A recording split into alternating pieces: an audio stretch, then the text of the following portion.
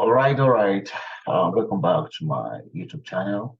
Um, I'm sorry I've not been able to post for a little time for now. So let's get started. So basically, today I'll just be giving an advice on how to apply for master's or PhD program at a university in US here. So basically, I realized that a lot of people have been asking questions on the requirement, application, and all those things. And I posted video on that, talking about e-schools.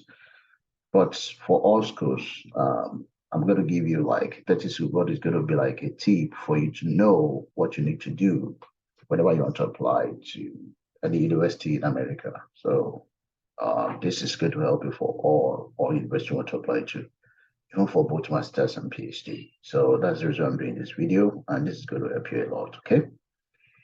So basically, the first thing I want to talk about is that it is good for you as let me talk about Nigeria now because I'm from Nigeria. Depends on other countries too that feel like applying, but for Nigeria, it is important as a Nigerian that you apply for your international passport first because sometimes you can get passport delay. And although you need to submit the front page, the biodata of your passport whenever you're applying to any university in America. So I advise you that the first thing you need to go for before you start applying for any application here is that you get your international passport. That's very, very important. So that's number one. Then number two, I will also ask you that you verify the application deadline for the course you want to major in. So you try to make sure that you verify, the deadline. And when you know the deadline, it will help you to work as quick as possible to be able to get admission and not lose the deadline. So it's very, very important. Like some example, there may be some courses that the deadline ends by June, July. So if you have your international passport, you can start as quick as possible as January to start applying for it. So that's number one thing. Make sure that you know the deadline. Okay, that will help you, and it will really, really help you. So then, secondly, is that you make sure that you know the course and admission requirements. So the first thing is that after you know the deadline, then you check for the requirement of that course. So you look at what is required. Um, if that course also have funding, so like maybe scholarship or departmental funding or individual funding, like individual professor funding, like some lecturers may have funding. Maybe they get a grant and they're working on a particular research stuff. They have a grant on that, yeah, and you're interested in it, they can sponsor you. So it is advisable that when you're applying, you look at all this, look at the requirements. Each course have their own requirements, and they're different. Each course have different requirements, so it is good. Although they have one that is very, very common, right? Which we're going to talk about some of the common requirements. We're going to talk about it. And they also have specific requirements concerning departments and concerning course itself. Because there are some courses that you want to come and apply to, which you don't, maybe for example, somebody want to come and maybe do nursing here, and maybe you do biochemistry or you do biology or chemistry. There's some courses that might be required, and you have to check it out and see if you have those courses, and so that to give you upper hand in getting admission. So it's important that you check it out. It's very, very important. Okay, that's number two. Then common masters and PhD requirements. So that's what I'm going to talk about. Also the common one. So number one is the application fee. So you have to pay application fee whenever you're applying. So there are three major fees that I always tell people that it's important that you need to know. Number one is application fee. Number two, if the school requires that you submit an evaluation transcript, you need to have a money towards that so that you can send your transcript to the evaluator. And the evaluation company will do the evaluation and you have to pay. Then the third thing is service fee. So those are three key fees that you have to pay. That's very, very important. That three things. Then the last one is just your visa interview, your visa application fee, and then the last one is your service. But the three major fee that you have to pay whenever you apply is that three things. So when you're done with that, then the next thing is to pay your service fee, then to pay um your visa application fee. So those are the five basic fee. Then the last one is if you are giving you a visa, then you start working towards getting flight tickets, and you have to get money for that too. So that is very, very important. So that's one other thing. So application fee. The number two, your academic background and your GPA. So that's why you need to check the course you're applying to and see, because they have requirement towards your academic background and also your GPA. So you know if you meet the GPA, yeah, you can go ahead and apply for your master's and PhD there. So, and I've talked about transcript too. So this transcript is divided into two. There's some schools that call it uh, schools have official, non-official transcripts. Some school will say that you should upload your transcripts whenever you are applying, and that's called unofficial transcript. So the school can request two things. Number one, after you've uploaded, normally you're going to upload your transcript whenever you are applying. So in all schools, you have to upload your transcript, and that one's called unofficial transcript. There are some schools that will ask you to submit an evaluation transcript. So that one is called official transcript. There's some school that don't request that you submit evaluation transcript. They will ask your school to send your transcript. They can call that one official transcript. So it's two things. Some schools will ask you, hey, submit your transcript during the application. So you upload that. That's unofficial. Then they will ask your school to send your transcript to them, which will request that the school write a letter along with the transcript and send it to them. They can call it official transcript. For example, Ohio University, that's what they do. While some other schools will tell you that, hey, you submit your transcript unofficial when you're applying, and you have to do an evaluation transcript. You have to submit an evaluation transcript. So submission of evaluation transcript, they call it official transcript here too. So, and we have a lot of evaluator companies that you can send your transcript to. Like for example, you have West, we have Global, and so on. And it has to be cost by cost transcript. So there's some companies that does cost by cost transcript. There's some company that doesn't. So you have to find out that the company do both cost by cost transcript. So make sure that that company does it. So it's important. Then number three, you have to have three letter of recommendations. So it's important in all university you want to apply to. You have to have three letters of recommendation. Maybe from your academic advisor, or maybe from professor, supervisor, mentor, or any other person who can address academic qualification and potential for success in graduate studies. So you're applying for masters, you're applying for PhD, we request that you submit three letters of recommendation, and it's very, very, very, very important. So don't forget about that. That's that. Then another one is resume, your CV. So you're applying, the department can ask you to send your CV to them, and also need to upload it whenever you're applying. So like, let's say you apply for PhD, yeah, for most common requirements, you ask to just to upload your CV, and the department may ask you to also send your CV to them as maybe we apply for PhD, and the same thing masters. So they can ask you to send it to them. So it's good for you to have that too. So another one is called test scores. So they may ask you to take some tests like graduate record examination, that's GRE. Some departments we ask you to take it. And sometimes we ask you to take graduate management admission test. So it may be GMAT or GRE. And most importantly, if you are coming for PhD, most schools request that you do this.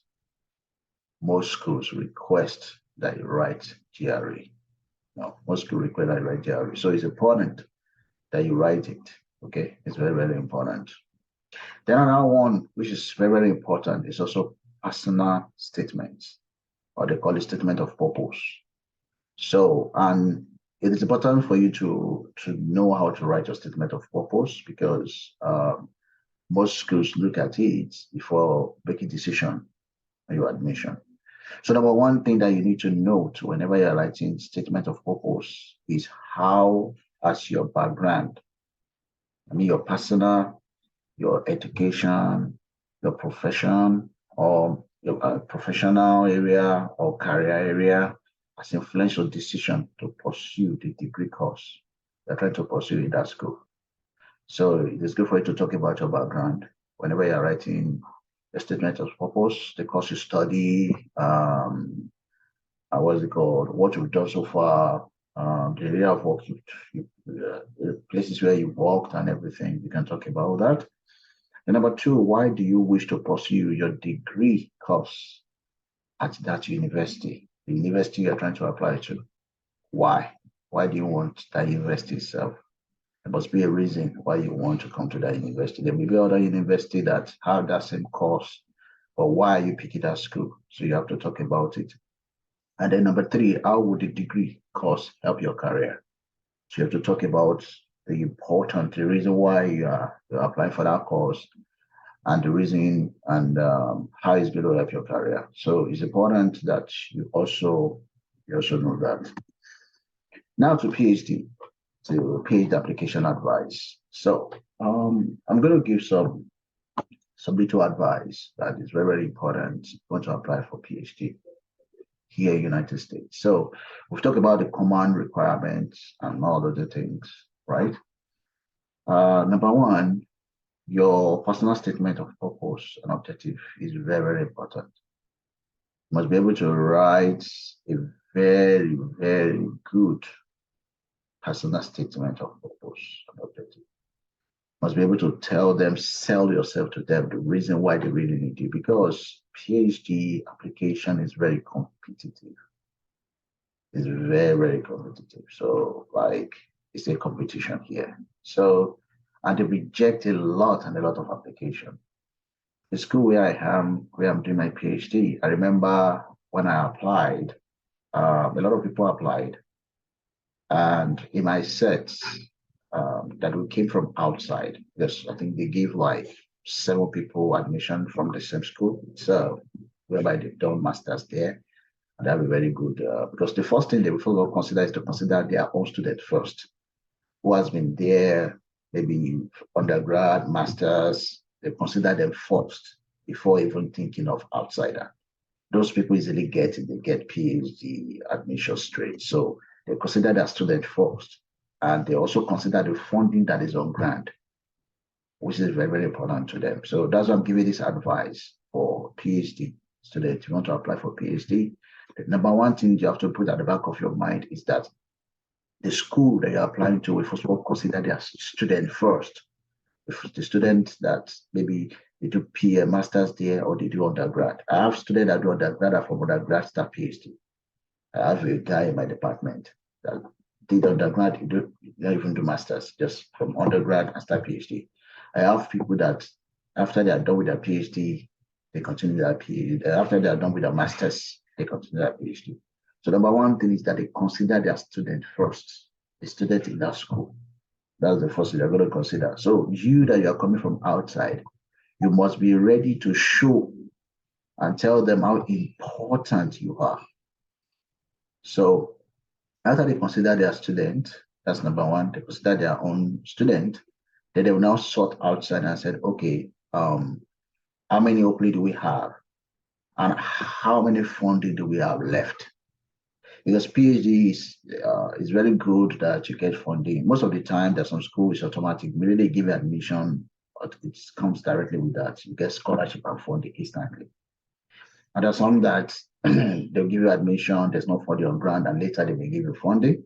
So it depends. So as I'm saying, they consider their student first, and after they're done with their student, they will look outside and say, okay, this application that has been submitted, they will check your personal statement of purpose. That's number one thing. After looking at all the other requirements, after they check your transcript, they check your your results and every other things, then they look at your personal statement of purpose and see what can you add to the university. So they will look at that. So a personal statement of purpose is very, very, very, very interesting, very, very important, very, very important. Then number two, your score, your GRE score, or maybe GMAT score is also very, very important. So they will look at it, okay, out of those two people who applied, how many of them have high GRE score? How many of them have high GRE score? It's also applicable to masters too. The schools that give funding, they look at that. Not all schools require GRE for masters, not all schools. But for PhD, I think it's very, very important. They require that. It's just very, very exceptional that you don't get it. For example, let's say you school in America here, maybe you do your master's. Like for me now, I did my master's here in America. When I was coming, I don't write GRE for my master's. So when I was done with my master's, I went for my PhD in mathematics first, and the school I applied for PhD in mathematics. I was able to escape GRE because I have very good results. So, and I wrote to some lecturers, which I'm still going to talk about. So when I went there for my PhD in mathematics, I don't require GRE. But the school I later moved to, that I transferred to where I am right now, where I'm doing competition and data science, PhD, they request that you have to do GRE compulsory. But I escaped it. Why? Because when I was doing my PhD, I have a very good result too.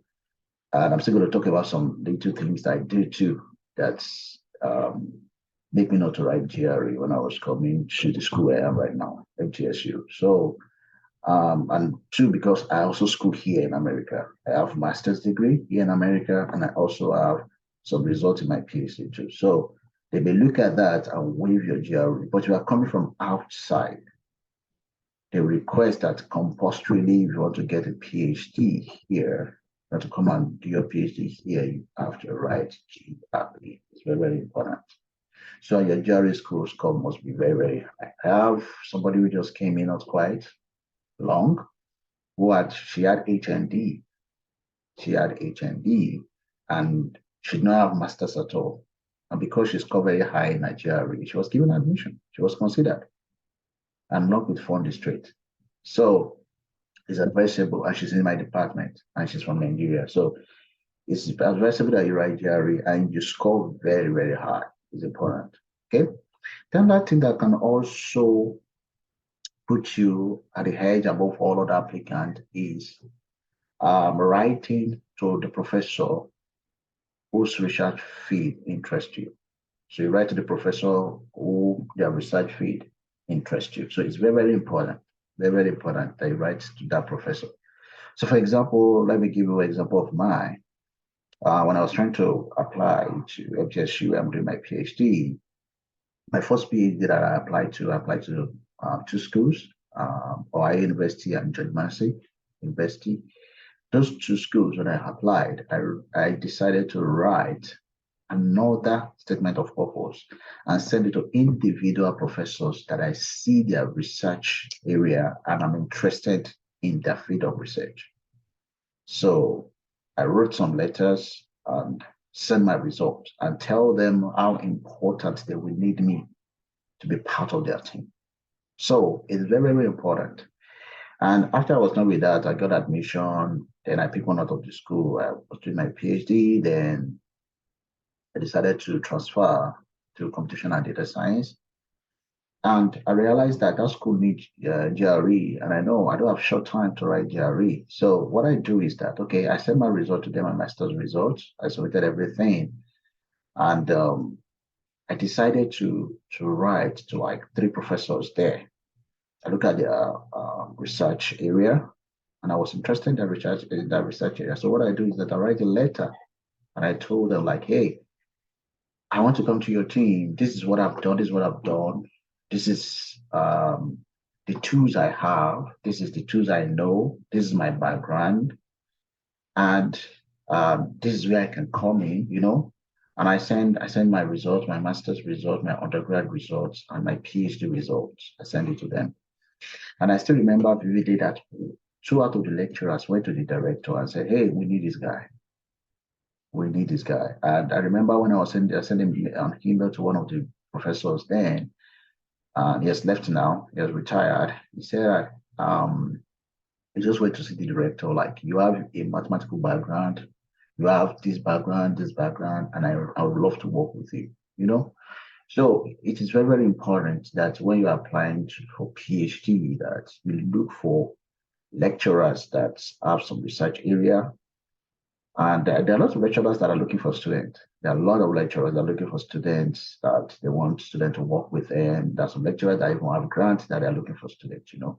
So if you reach out to them and say, hey, this is what I've done so far, this is my background, this is research I have done, and all those things, you know. I remember my research in my undergrads was mathematical modeling on HIV and AIDS.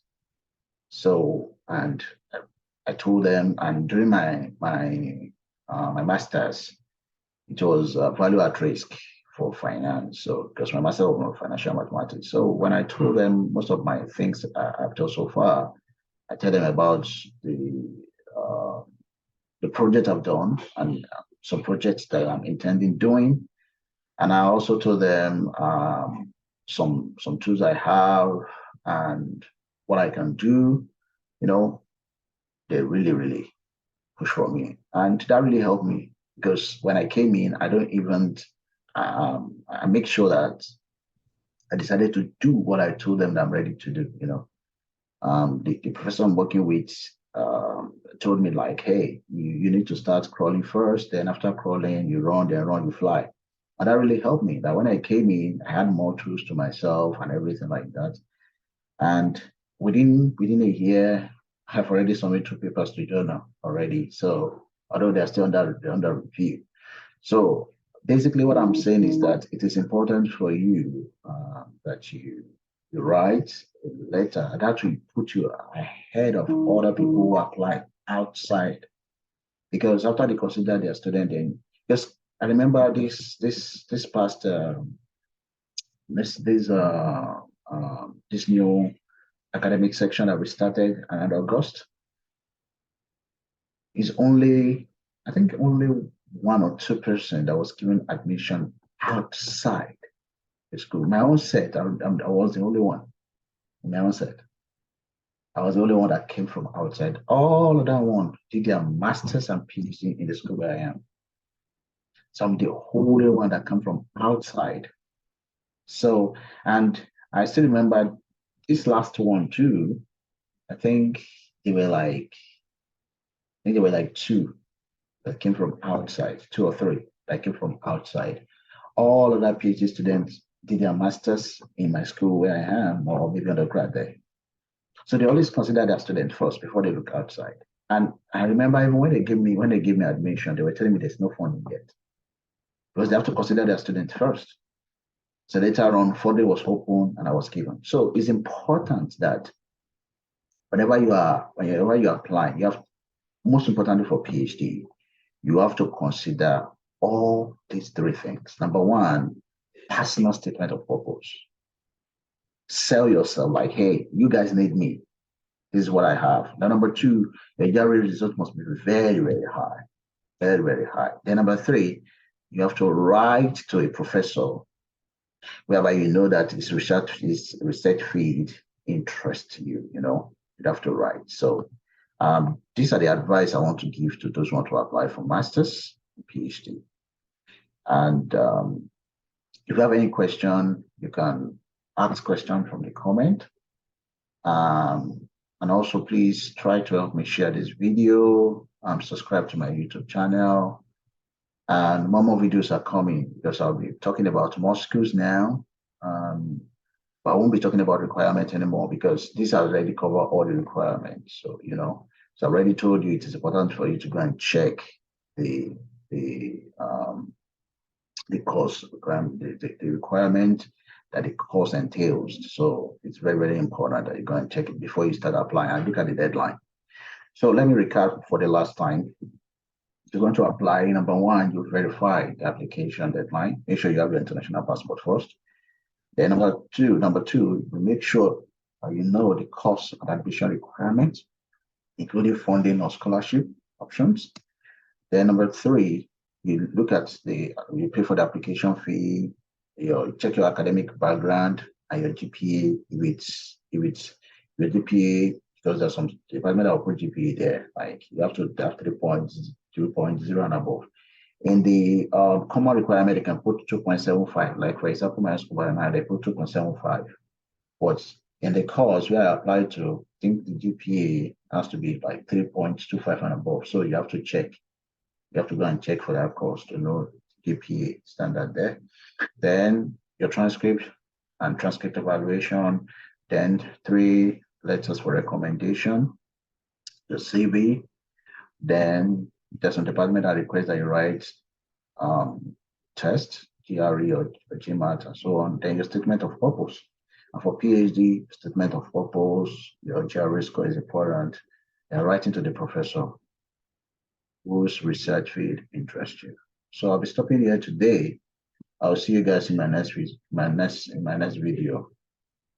Have a nice day. Enjoy your week. Peace out. Bye.